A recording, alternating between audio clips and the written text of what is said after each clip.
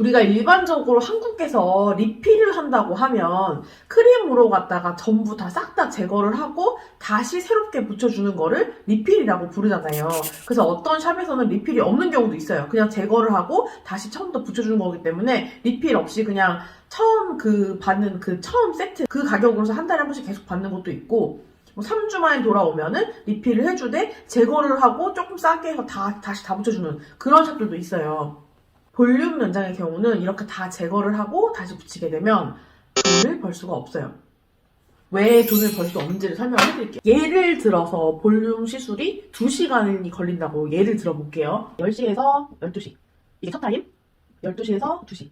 2시에서 4시. 4시에서 6시. 6시에서 8시. 8시에서 10시. 10시부터 10시까지 일을 하는 12시간을 오픈을 하는 샵이에요. 하루 동안 받을 수 있는 타임이 총 6타임이에요. 신규 세트가 10만원인 거예요. 자, 그럼 하루 12시간을 일을 했을 때 신규 손님을 6명을 받으면 하루 매출이 60만원이 나와요. 이거는 제거를 하지 않고 모든 손님이 2시간에 걸려서 신규 세트를 받았을 때 이 금액이 나오는 거예요. 자, 그럼 이 손님들이 다시 돌아왔을 때 제거를 해주고 다시 붙인다라고 예를 들어볼게요. 제거를 하는데 시간이 30분이 들어간다고 예를 들게요. 10시에서 10시 30분까지는 제거를 들어갈 거예요. 그럼 10시 30분부터 2시간 동안은 붙일 거예요. 자, 그리고 리필로 돌아왔을 때는 금액이 더 싸져요. 그래서 금액이 얼마? 8만원을 받을 거예요. 자, 두 번째 타임은 12시 반부터 1시까지 제거하고 3시까지 붙일 거예요. 다시 8만원. 그리고 3시부터 3시 30분까지 제거하고 5시 30분까지 8만원.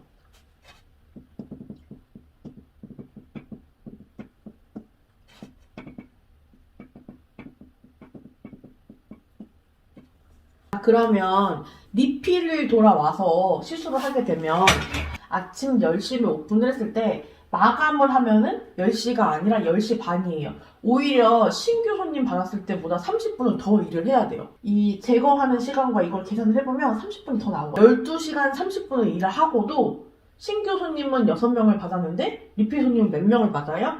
하나, 둘, 셋, 넷, 다섯 명밖에 못 받아요. 그리고 금액은 심지어 더 저렴해요. 그래서 리필 손님은 5명을 받으면 하루 매출이 얼마가 나와요? 40만원이 나와요. 그래서 볼륨의 경우는 일반 클래식보다 아무래도 시술 시간이 더 오래 걸리기 때문에 제거를 하고 다시 처음부터 다 붙인다, 이런 방향으로 접근을 하게 되면 단골이 쌓이면 쌓일수록 오히려 매출이 줄어드는 걸 알 수 있을 거예요. 그래서 볼륨 연장 시술의 경우는 자라난 털들 있죠. 이렇게 처음에 붙였을 때에는 뿌리에서 1mm 정도만 떨어진 채로 붙이잖아요. 요만큼 정도만 떨어진 채로. 시간이 지나고 돌아왔을 때 이 정도 자라서 오잖아요. 이 자라난 애들만 트위저로 똑 떼가지고 제거하고 다시 이 자리에다가 새 거를 붙여주는 형태로 갖다 리필을 해야지만 리필을 하는 시간을 단축을 할 수가 있어요.